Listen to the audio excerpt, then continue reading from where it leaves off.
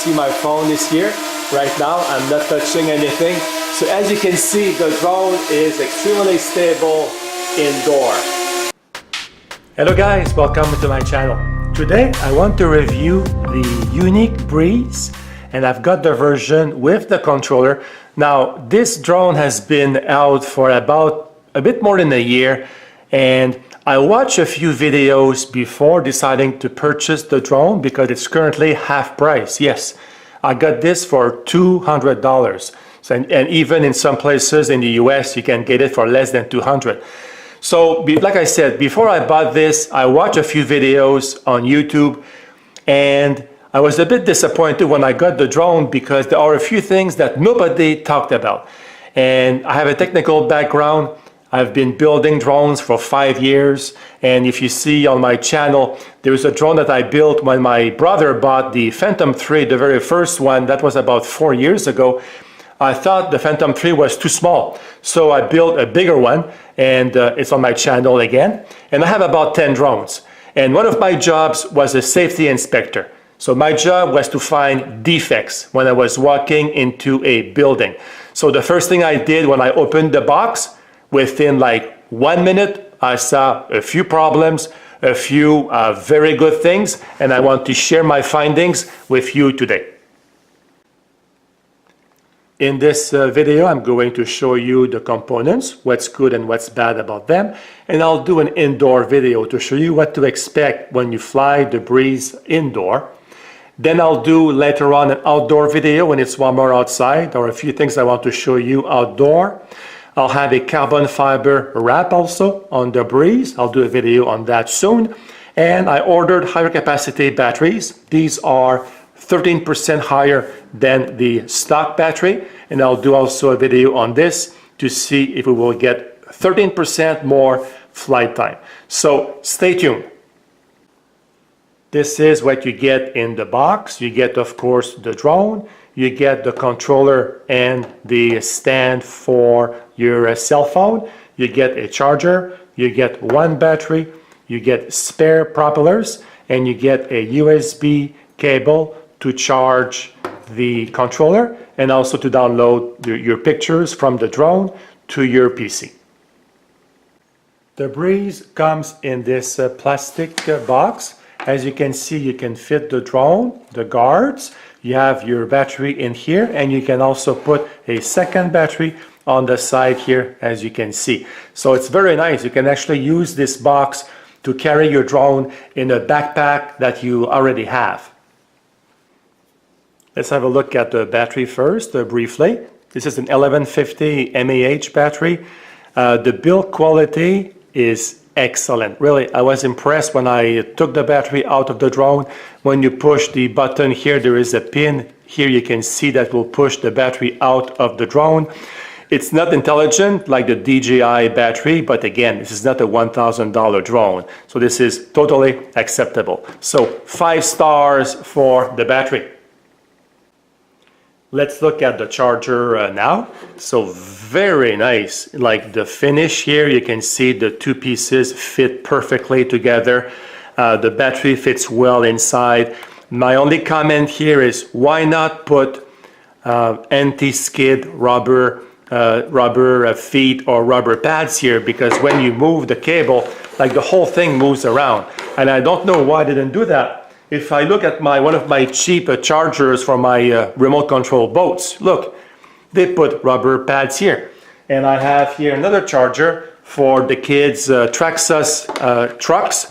And look here, rubber pads also.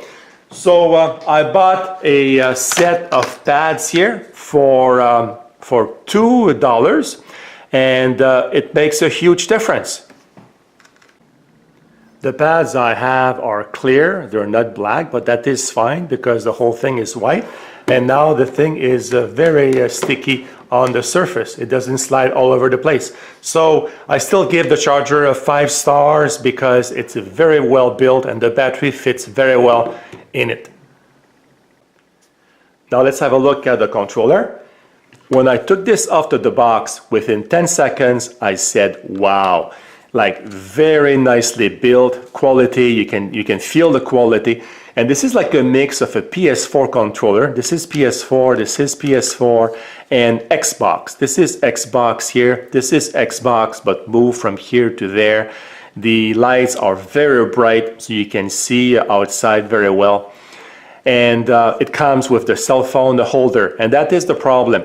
The tab over here is a little short. So if you use, for example, an iPhone 5, which is kind of thick, it will work well. You can see here the tab here, so that works fine. If you have a iPhone 6 thinner, and this one is bigger, so you can see here it fits very well also.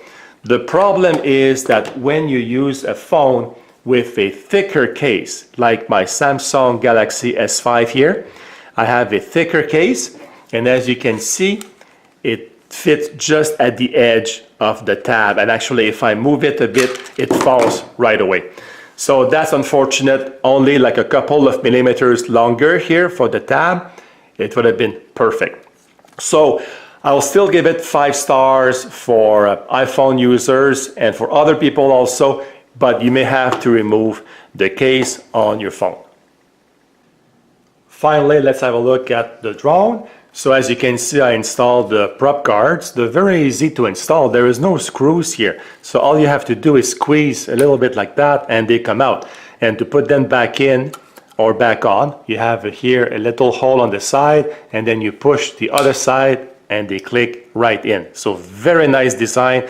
The legs here open like that. You have the camera in the front. You have the sensors here for indoor flying. And you have here your GPS. So when I get something like that made of plastic, I do the squeeze test. I have a background also in materials, I must say, so I look at the plastic and I like the matte plastic here, but I'm not so sure about the shiny plastic here. So when I get something like that, I squeeze it and just listen. See here on the side? I'm not pressing very hard. So these two pieces here are not fixed very solidly. And when I saw the GPS at the top here, I thought, oh, okay. So I pressed it. You hear that? On a $400 drone, that is not very acceptable. But I paid, like I said, only $200. So I'm okay with that. But because of this, I can only give the build quality a rating of 3.5 stars. Now I'm going to fly the drone indoor so you can see here how stable it is and also the quality of the video. So I want you here to watch this because I'm not going to talk during the footage. Pay attention to 30 frames per second versus 60 because in 4K, the Breeze does 30 frames per second with no stabilization, and at 1080p it does also 30, but with image stabilization. If you want 60 frames per second, you have to go down in resolution to 720p. But look at the difference between the two, and I'm going to talk about that in my conclusion. Look at the image stabilization. The noise when the drone moves sideways, that's also important. Look at 4K when I do the footage with no stabilization when the flight is stable. Look at the 4K quality.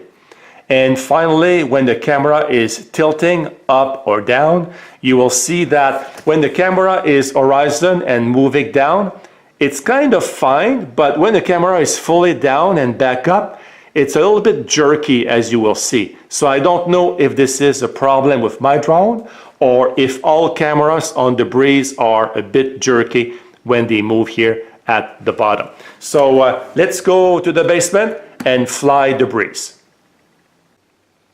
The app is very nice. You have access here to your gallery of pictures and videos for easy sharing to your social media. And here you have access to the modes. So when you fly indoor, you have access to pilot mode with the controller mode. When you fly outside, of course, you have access to all these modes over here. So one thing though I discovered, when you fly controller, you have to fly with the camera away from you. When you fly in pilot mode, the camera is towards you, and unfortunately you cannot select the controller when you fly in pilot mode. That's unfortunate. So I'm going to select that now, and our drone is over here, and all I have to do is click on takeoff, and I have to slide to proceed, and the drone is going up. As you can see, I'm not touching my cell phone. You see my phone is here right now. I'm not touching anything. So as you can see, the drone is extremely stable indoor, and with the sensors at the bottom. So this is the floor. So it's using the pattern on the floor to fly in the exact same spot. So very stable. Now I'm going to click here on land.